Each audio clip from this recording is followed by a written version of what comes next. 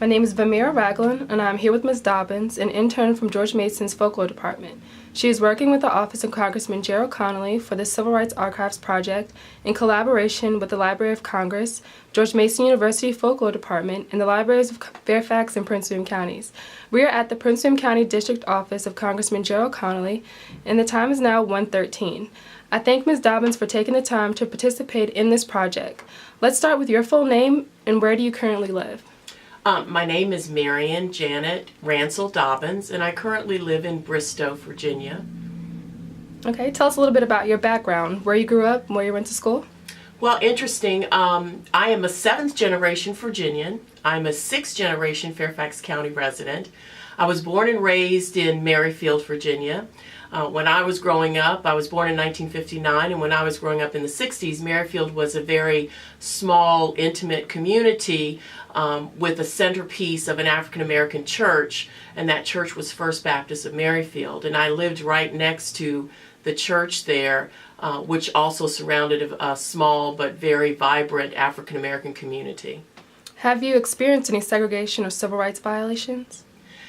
You know, when I was growing up, and when I entered elementary school, it was right at the cusp of the desegregation of the Fairfax County school systems. And my mother was very concerned that it wouldn't go as smooth as she thought. Because my mother's history of education in Fairfax County, she only had a 7th grade education because Fairfax County didn't have a high school for its African American students when she was growing up. Her siblings later on went to Manassas Industrial High School, and then in the 50s, Fairfax County built the only high school for African American students, and that was Luther Jackson. So her experience with education in Fairfax County had not been a positive one. So she was very concerned with the desegregation. Was it going to go smooth? Were the kids going to get hurt? How are they going to be treated? So what she did was she put me in private school for kindergarten and 1st grade. So I went to Holy Trinity Lutheran school in Falls Church for kindergarten and 1st grade. And then I entered elementary school at Fair Hill in Fairfax for 2nd and 3rd grade. And you know, what's really interesting, I used to think it was a law that said you could only have one black kid in each classroom, because when I went to school, all through elementary school, all I ever had was one black child in a classroom other than myself. And the majority of the African American students, to me, it seemed like were in special ed classes. And I don't know if that was something to discriminate, you know, okay, so you want segregation, so we're going to put all the African American kids in special ed, or whatever, I don't know. But it just seemed like most of my peers at Fair Hill were in special ed classes, and myself and maybe a few other African Americans whose parents were very vocal in the PTA and working with the schools, we were in the mainstream classes. So I thought that was kind of odd. I also remember there used to be a drive-in theater in Merrifield, and African Americans, when I was young, was not allowed to go there. It was segregated. And I remember when it was desegregated, and all of my cousins, because I'm an only child, they were going to go the night, or go one of the nights to the theater, and I wanted to go so badly, and my mom wouldn't let me go because she was kind of there concerned that something might happen, so I didn't go. One of the other instances I remember, we were touring Washington, D.C. We were looking at the monument and the Capitol, and we stopped at Woolsworth to get a hot dog. And we went down to the lunch counter, and we went to the corner of the lunch counter, and I must have been about 3 or 4 years old. Very first memories of going to D.C. And we ordered hot dogs, and we didn't sit down. We went outside on the street and ate the hot dogs. And when I think about that, was that because it was segregated? You know, I don't remember seeing, I couldn't read, so I don't remember signs. I was very young before even going into kindergarten, so I don't know, but it was odd to me now as an adult to look back. You know, why did we go to the end of the counter to purchase a hot dog? And then why did we go outside to eat? I can't ask my mother because she's no longer with me, but just those memories would make me think that possibly that was some form of segregation.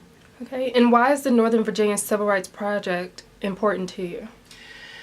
Well, I am a historian, and being someone who's a 7th generation Virginian and a 6th generation Fairfax County resident, the history of African Americans in Fairfax County is very important to me. It is almost a mission. And now that I'm a graduate student at George Mason, I found my vocation in collecting oral histories and stories of what life was like for African Americans during segregation, the civil rights movement. And the reason I do that is because a lot of the communities in Fairfax County that were predominantly African American are no longer there. Merrifield is no longer a predominant African American community.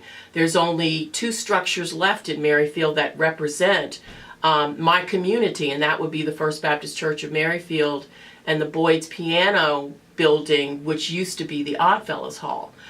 Places like the Pines, which is now Pine Ridge Soccer Field behind Fairfax Hospital, was an African American community of 20 to 40 acres. Not there any longer. Williamstown, no longer there. So you see this influx of gentrification and progress, but on the backside of that, I feel like we're losing the history of a very vibrant community, rich in helping to create a wonderful Fairfax County, a great state of Virginia. And so I really feel like it's my mission to go out there and try to collect those histories. I started the idea of being a historian, I think, very young at life. I used to sit at my grandmother's knee and I would listen to her tell stories.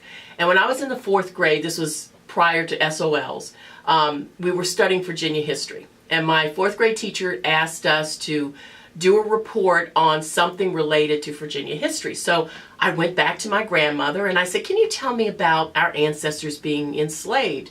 And so she told me a story about her grandmother who had been a slave, how she had lived in a 1-room cabin that had dirt floors, and when it rained, the water would come through the wood and the floor would turn to mud, and they had to sleep on that. And she talked about having to cook in 1 pot and the abuse and punishments that my grandmother's grandmother had to take as being an enslaved person. And I wrote all this down, and I was so excited because here I had a story from the lips of my grandmother who heard it from her grandmother. And when I went back to school, I was so excited to read it in front of my 4th grade class. But when my teacher found out it was about slavery, she didn't let me read it until the end of class, as the other kids were putting their coats on and the bell was ringing. And I said right then, if I ever had an opportunity to let other people know about African American history and the importance of African American history, I was going to do so. And little did I know that even being an ethnographer now through George Mason University Folklife, I was 1 in the 4th grade. So I've been doing this a long time. Didn't know I was doing it, but now that I'm doing it, especially for Congressman Connolly and this wonderful project, I am just really honored and excited about working on it. And what do you hope will be the legacy of this project? The legacy of this project is very deep. Because the stories that need to be told are very deep. One of the things that I like to say, or the motto that I like to use, is I try to speak for those who had no voice, those who were enslaved, who could not speak for themselves. But even deeper than that, with this project, I want to speak for those whose voices are lost because they're gone, because maybe your grandmother's no longer here, but she told you a story about what segregation was like, or your mother's no longer here and she told you stories, or maybe you, the person that I'm interviewing, remember stories of segregation. And it's so important to put these things on tape, to put these in audio digitalization, so future generations, so scholars can go back and they can understand the struggles that had to go through. I remember my mother talking about having to go to Washington, D.C., our nation's capital. I mean, we lived 15 miles probably from Washington, D.C., how she had to ride the back of the bus, how when she went to shop, she could not go into any store. Places like Woodward and Lothrop wouldn't even let her in but she could go to the Heck Company and she could go to the basement. She couldn't try on clothes. She couldn't try on a hat or try on shoes. She just had to buy it. And if it didn't work out for her, she could not bring it back. They had to worry about what places they could go to use the bathroom, places that they could go to eat. Every aspect of their life, my mother's life, her mother's life, her siblings, was dictated by Jim Crow, was dictated by segregation in Fairfax and Washington, D.C. Little things that we don't even think about, they had to think about. And I remember, too, as a child, I'd sit on the porch at night in Merrifield, and my stepfather would tell me stories of being in World War II. He talked about how he landed at Normandy the day after D-Day. And how he was part of the Red Ball Express that made sure that ammunition was there for Patton as they infiltrated into Europe, and how proud he was of being an American soldier, and how proud he was of fighting for this country in World War II. But yet, when he came back to this country, he couldn't vote. When he came back to this country, he couldn't drink from a water fountain that he wanted to drink from. When he came back to this country, he couldn't sit at a restaurant and eat next to a white person. How wrong is that? And I learned that at a very early age, that there was something very wrong with that. And so, if by taking the time to go out and listen to other people's stories, listen to their struggles, have them talk about what they did to make sure they could vote. Did they have to pay their poll tax? Did they have to take a literacy test? So future generations will realize we can't ever have this happen again.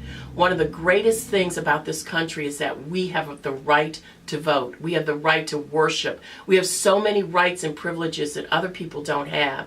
And we have to make sure that we keep those privileges, we keep those rights. That's what makes this country great. We all need to be equal, and we all have one vote, and we all have to be able to use that vote. Okay, once again, I would like to thank you for taking the time to participate in this project. We hope that it will be useful for the Civil Rights Archive. Well, thank you so much. I appreciate the time. Do I press that?